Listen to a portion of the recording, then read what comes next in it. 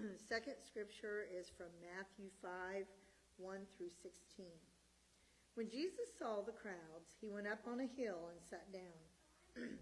His followers came to him, and he began to teach them, saying, Those people who know they have great spiritual needs are happy, because the kingdom of heaven belongs to them.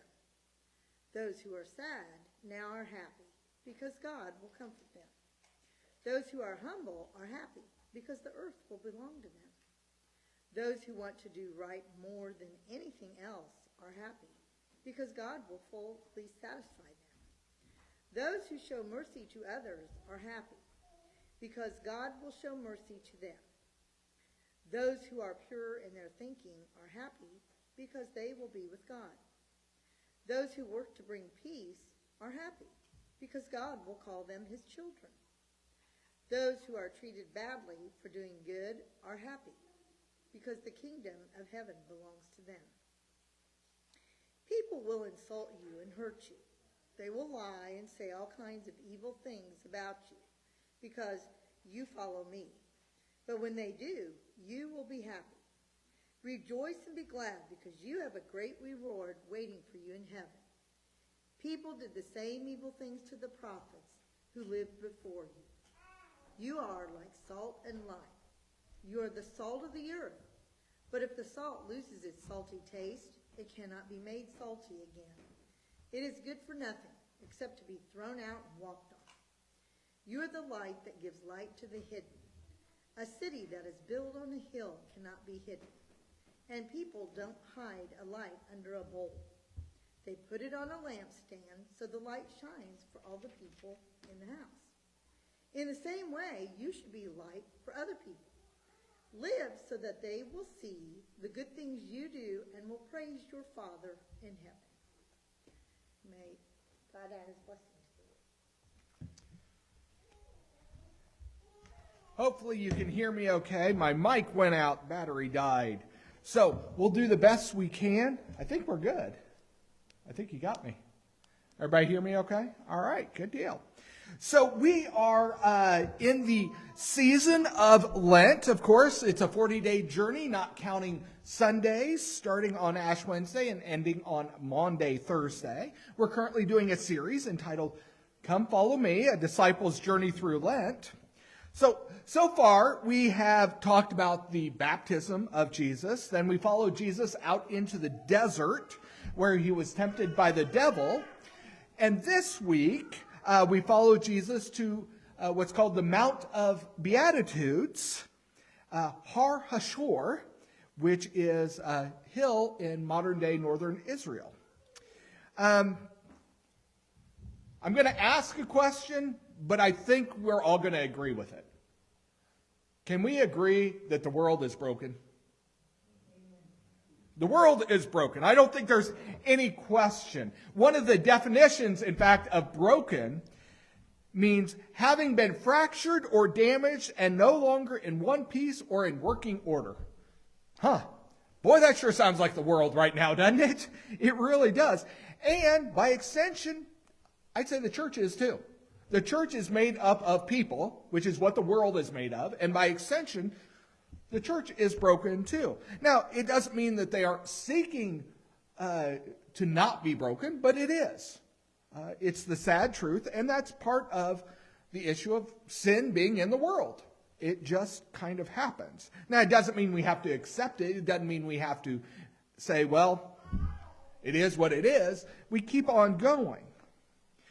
But interestingly enough, as far back as Jesus' time, the world was broken. In fact, that's what Jesus was talking about in this scripture. Heck, go back as far as the Leviticus reading. God was trying to fix the broken world then too. So it's not like it just happened. Since the world has been in existence, well, or at least since Adam and Eve left the Garden of Eden, the world has been broken. There's been issues. Both readings tell us to change our ways and to get on the right road. But the world and the church is trying to go down an Indiana road in the spring. You know what I'm talking about? In fact, some of you may have seen flowers like this. There's a picture all the way maybe at the bottom of the sermon. Do you see it? You might have seen this flower blossoming. Because let's be honest, it feels like that. There's construction all the time. Now, we see these cracks and these potholes. These road repair crews are just everywhere. And we see a lot of those crews out every single spring. And they always come back each season. Have you noticed that? They never stop. Even though we may want them to, they never stop. Well, why? Because it's not one and done. It's not just you fix it once and, okay, it's good for life. It's not that way. It's a constant cycle of repair. But here's the rub. Here's the thing we have to remember. We actually need the broken road, not the ones outside here. But we need a broken road, because only when the road is visibly and very definitely broken do we see a need for repair. Only when the brokenness is in our face do we see the need for repair. Only when it's broken, so broken, do we see not only the surface work that needs fixed, but also the underlying issues. I mean, you've all heard of sinkholes, right? Now, the sinkhole exists even before it shows up on the surface. And it's not till it collapses in that the sinkhole is seen. The same way with damage, with issues. I mean, think about it kind of this way. How many of you worry about road work in California? Well, we don't, right? We don't worry about it because it doesn't affect me. Same way with the people in California. Do they worry about our road work? No, they don't care. It doesn't affect them. The difference is, as disciples, as followers of Jesus Christ, we need to be aware of the brokenness out there. We need to be acknowledging, recognizing, seeing the issues. We're talking about the issue in the Middle East, right? Now, some may say, well, that doesn't affect me. I don't care. If you are a believer in Jesus Christ, you know that everything affects everything. You know that lives are at risk. Lives are being hurt. Lives are being lost. And we should be concerned about it. As disciples of Jesus Christ, we need to be aware of all the brokenness of the world and along this road of our lives. So what is broken on this road? Maybe we should turn to Scripture. Or even look at this little sign. The list of the Beatitudes. The poor in spirit. Those who mourn. The meek. Those who hunger and thirst for righteousness, the merciful, the pure in heart, the peacemakers, those who are persecuted because of righteousness.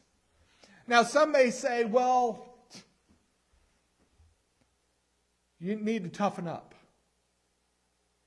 Because, let's be honest, the world says that these are the ones that need to be thrown away, the weak, the unworthy. If they can't hack it, that's their problem.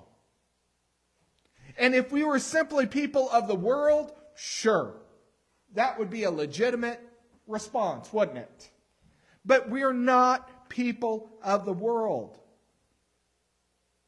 We are people of Jesus Christ.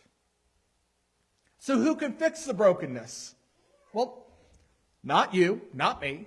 None of us can actually fix the issues. None of us can actually ultimately fix all of the issues. But Jesus can. Jesus promised to take care of and uphold each and every one of these people listed in the Beatitudes. Jesus is the one who can fix everything, but we are called to be a part of the repair crew. We are called to be part of the road crew. Now, granted, we're not going to be running the heavy equipment. We can't do that. I don't know about you, but I'm not trained to run a backhoe or anything like that, so they shouldn't put me up there the first time I would join the crew, right? But Jesus does. We're the ones, though, that are carrying the shovels, taking care of the lighter work. So each one of us is called to grab our shovels and put our backs into the work of the kingdom. So how do we do that? We're called to be the salt and the light. So what does that mean? Well, especially in ancient times, salt was a preservative. Salt preserves, and as disciples, we too are called to help preserve what is good, what is significant. In the ancient world, salt was very valuable. The Greeks said it was almost divine. The Romans paid their soldiers in salt. In fact, it was said that a bad soldier was not worth his salt. In case you were wondering where that term came from. You see, we're each called to be a seasoning agent. Salt enhances the good. And in a sense, you can help bring the distinctive flavor of God's values to all of our lives. Salt, though, to be effective, has to be in contact with whatever it's called to preserve, whether it's meat or fish or whatever. And the same way, to be effective, we need to be involved in the world. It's not going to be easy. Following the concept of the Beatitudes, of actually seeking out the meek, the mild, and to help them and uplift them, is not really encouraged in this world. But to be effective, again, we need to be in contact. You are the light of the world. It's a job description. A job description of a disciple is not only to maintain personal holiness, but also to touch the lives of everyone around us. So how can we be salt and light? Jesus said it's not just our words, that's important, but our deeds, our good works. Let your light shine before men so that they may see your good deeds and glorify your Father who is in heaven. The Beatitudes spells out exactly who we should be seeking out, who we should be helping serve and lift up. None of us, again, are called to do the heavy lifting. That's on God through Jesus Christ, but we are a part of the crew. Each member of the crew is needed. You need to work in your area to help the crew as a whole. And some may struggle to see their contribution, but understand where God has placed you in wherever it is, that's where you're called to do His holy work. Think about this. Think about a road crew. We're going back to that analogy. Go back to the road crew. Can you imagine the whole crew shows up, they're ready to work, and the guy who's supposed to hold the flag doesn't show up? Now, for some, they may think, boy, what a boring job. All he does is flip the sign. Can you imagine if he wasn't there? It would be chaos. That one simple flag not only avoids chaos, but it saves lives. So each one of us is called to do something. And don't think that your particular thing isn't big, isn't as significant. Whether you're called to lead a Bible study, whether you're called to send a card to somebody, whether you're just called to give somebody a hug, if that is what God has called you to do, it's significant, it's important, it needs to be done, and you are called to do it. So understand, we need to not only be the people who are working on the crew, but also pointing out the glory of the work that's being done. We can't ignore the good in place of the bad. So as a reminder, I've got something for each one of you. It's a little shovel. I want each one of you to take a shovel at the end of service. to remind you that you have work to do. You're, again, not running the heavy equipment. I didn't get anybody a plow or anything like that or a backhoe. I'm not getting you one of those. I'm giving you a shovel. To remind you not only that each one of us has a job, but that every job is important. So, with that in mind, here is my challenge for you for this week. I want you to thank God for the broken road and then get to work on helping fix it. Let's bow our heads.